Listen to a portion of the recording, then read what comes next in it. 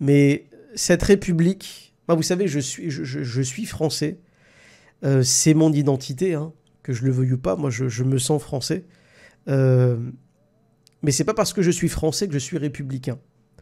Moi, je ne suis pas républicain. Je vis dans une république. Le régime aujourd'hui, c'est un régime républicain. Mais je ne l'ai pas choisi. Et c'est pas parce qu'on vit dans une république qu'on doit forcément être républicain ou soutenir ce type de régime.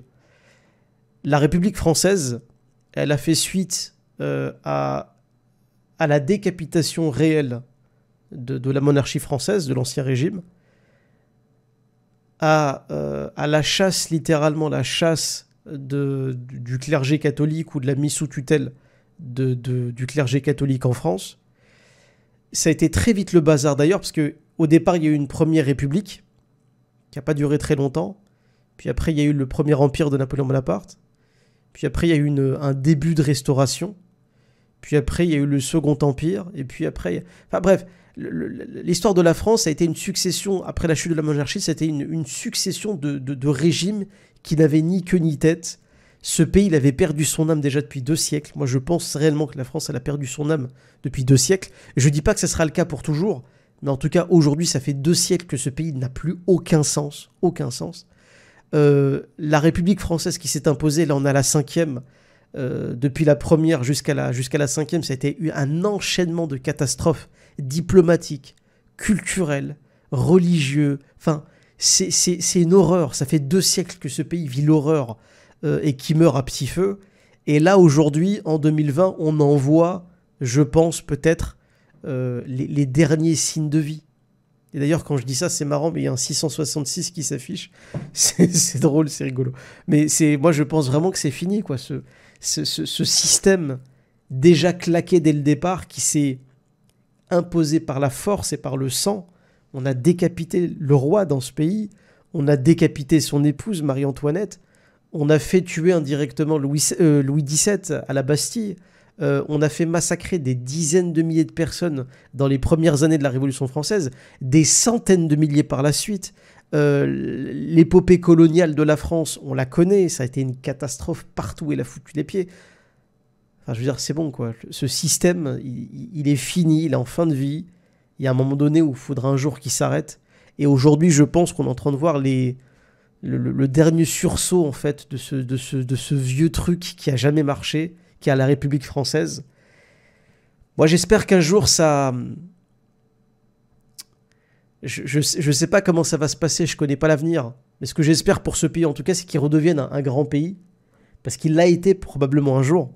La France, elle a été un grand pays. Elle a produit des gens brillants.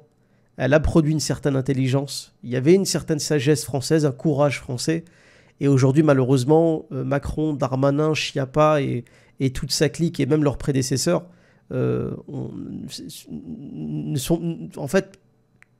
sont pas à la hauteur, clairement. Et malheureusement, le peuple français aujourd'hui, il faut dire la vérité, il est aussi méprisable et misérable que l'est le gouvernement. En réalité, les Français, qu'on se le dise, on mérite totalement le gouvernement qu'on a aujourd'hui. Entre nous, là, qu'on soit musulmans ou non musulmans ce soir, on n'est clairement pas à la hauteur. Tout à l'heure, on parlait d'individualisme. On est quasiment tous individualistes dans ce pays. Ce pays compte 70% de gens athées ou sans religion. Faut pas s'étonner que la franc-maçonnerie a pu se développer et se pérenniser à travers les décennies. Alors, ça me fait marrer, moi, des athées, voir des athées en France anti-franc-maçon. Ouais, mais c'est quand le pays était catholique, la franc-maçonnerie, elle avait beaucoup de mal à s'implanter. La première loge maçonnique française, c'était 1717. C'est pas pour rien. Ça a pris du temps. Mais c'est justement quand l'église était forte, il n'y avait pas besoin d'une espèce de contre-église pour essayer de faire de la politique à côté. Donc en réalité, nous, en France, on mérite le gouvernement qu'on a aujourd'hui. Alors, est-ce qu'on le méritera pour toujours? Je pense pas. Il faut que les Français fassent preuve de courage. Il faut retrousser ses manches. Il faut faire preuve de solidarité. Il faut que nos concitoyens français non musulmans prêtent main forte à leurs concitoyens musulmans lorsqu'ils se font attaquer. Et surtout quand ils se font attaquer de manière illégitime et de manière non justifiée. Il faut aussi que nous, musulmans dans le pays, on puisse parfois faire preuve de solidarité dans des combats qui ne sont pas directement les nôtres, mais qui vont quand même nous impacter. Il faut aussi que les musulmans puissent se bouger pour ne serait-ce que pour leur intérêt dans le pays ou l'intérêt de leurs concitoyens et pour que tout le monde vive à peu près en harmonie sur le territoire. Il faut en fait virer cette doctrine qu'on nous a imposée depuis des années. Merci à toi, Zebra. Barakallahu fik. Il faut virer cette doctrine, cette religion qu'on nous a appris, qui est la religion de l'individualisme, du moi-je, et de penser à parler au pluriel et parler de nous les Français. Toutes ces querelles à deux balles, qui en réalité, quand on y pense bien, l'immense majorité des querelles qu'il y a parmi les Français ou entre les Français, ont été savamment orchestrées par le gouvernement et par le système dans lequel on vit aujourd'hui. On sait aujourd'hui que les nationalistes ou les patriotes de ce pays, s'ils ont été à tel point détestés depuis des décennies, mais c'est parce que politiquement, il y a des gens qui ont instrumentalisé certaines colères populaires de gauche contre ce qu'on appelait les fachos, les nationalistes, etc. Aujourd'hui, on voit que c'est le contraire. La vapeur s'est inversée. Aujourd'hui, c'est le système, l'idéologie dominante aujourd'hui, qui va se servir de la colère légitime des Français, et en particulier ce qu'on appelle les Français de souche, pour la diriger contre les musulmans ou contre l'immigration. Et je ne dis pas qu'il n'y a pas de problème parmi la communauté musulmane ou qu'il n'y a pas un problème avec l'immigration massive. Mais on sait aujourd'hui que toutes ces questions sont instrumentalisées par le gouvernement, par le système dans lequel on vit aujourd'hui. Et il faut au bout d'un moment qu'on arrête de se prendre la tête entre nous, qu'on dégage définitivement de gré ou de force, et moi j'aimerais que ce soit de gré et pas de force, mais qu'on dégage légitimement, intelligemment ce système qui nous pourrit la vie depuis 2 siècles dans ce pays, et à la fin qu'on puisse régler nos différends et régler en fait avec des questions politiques de manière sereine.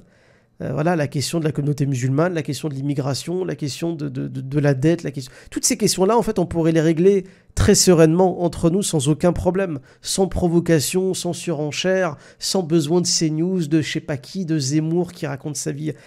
On pourrait régler ces problèmes-là de manière totalement sereine entre nous. Et quand on regarde bien,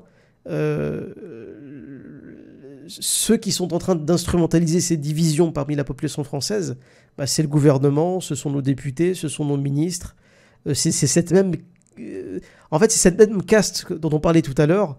C'est la caste politique et médiatique qui n'est en fait qu'un seul monstre. C'est une hydre à 2 têtes. C'est exactement la même caste. On sait que tous les milliardaires qui détiennent, tout à l'heure c'était le frère... je sais plus c'était quel frère qui avait appelé tout à l'heure, qui avait parlé de ça. C'était Mourad, c'était Ahmed, je sais plus.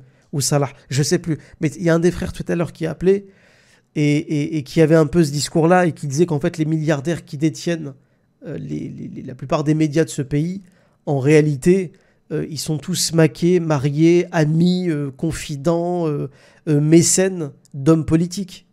On sait que Macron, en réalité, ceux qui ont mis Macron en place dans ce pays pour devenir président, ce sont les plus grandes fortunes de France qui avaient un intérêt à ce que lui soit président pour favoriser leurs intérêts. Merci à toi, Zakaria. Merci à toi. Donc, je vais pas m'apesantir sur cette pseudo-analyse que vous connaissez tous, mais aujourd'hui, s'il y a bien une entité qui divise les Français et qui est capable de monter régulièrement les Français les uns contre les autres pour essayer de dévier les colères, etc., c'est le gouvernement, c'est le système de la République. Et les Français, en réalité, le jour où on réussira, Inch'Allah, à dégager ce système corrompu, ce système inique, ce système incompétent, notoirement incompétent, eh bien, je pense qu'un jour, Inch'Allah, on pourra régler tous nos problèmes dans ce pays, entre musulmans, citoyens français de confession musulmane, les non-musulmans, les juifs, les machins, les chrétiens, les athées. On pourra tous résoudre nos problèmes sans problème. C'est juste cet intermédiaire qui nous casse les noix depuis 2 siècles, c'est la République. Et c'est pas sous cette République, et c'est pas non plus en attendant quelque chose de cette République qu'on va un jour régler nos problèmes et nos différends. Je le pense pas. Je pense que c'est très naïf de croire que la République ou que nos problèmes pourront se résoudre à l'Assemblée nationale. Loin de là. Absolument pas. Donc je sais pas si j'ai été clair. Je sais pas si j'ai été un petit peu... Enfin voilà. C'était clair. Merci Néo. Barakallahu fik. Bah écoutez, moi ce que je peux souhaiter pour l'avenir, Inch'Allah, c'est que c'est que les Français prennent conscience de ce qui se passe aujourd'hui, qui se mobilisent, qui fassent preuve de courage. Tout à l'heure, quelqu'un, je crois que c'était Abdallah qui avait appelé pour dire ça, il fallait que les Français ne sombrent pas dans la peur, cette peur irrationnelle, stupide, qui nous empêche de réfléchir, que les Français puissent se mobiliser, se réunir, puissent converger en fait leurs efforts pour apporter, Inch'Allah, un avenir meilleur à ce pays. J'en suis convaincu, un jour, ça arrivera probablement, peut-être pas de mon vivant, mais en tout cas, je le souhaite de tout cœur, et je sais que c'est possible. Il faut juste de la bonne volonté, il faut juste du bon sens, il faut juste un petit peu de sagesse, de vivre ensemble, mais pas de...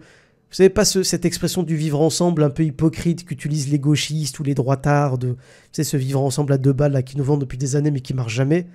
Je parle de vrai vivre ensemble, de gens qui partagent les mêmes intérêts, qui peuvent faire converger les mêmes intérêts pour l'intérêt collectif, l'intérêt de la nation. Donc voilà, j'espère qu'un jour le peuple français ira dans cette direction, je l'espère. Pour nous aider à améliorer la qualité de notre travail et faire vivre ce média, vous pouvez nous aider en faisant un geste sur notre page PayPal et Tipeee. Les liens sont en description. Barakallahu fikoum et merci à vous.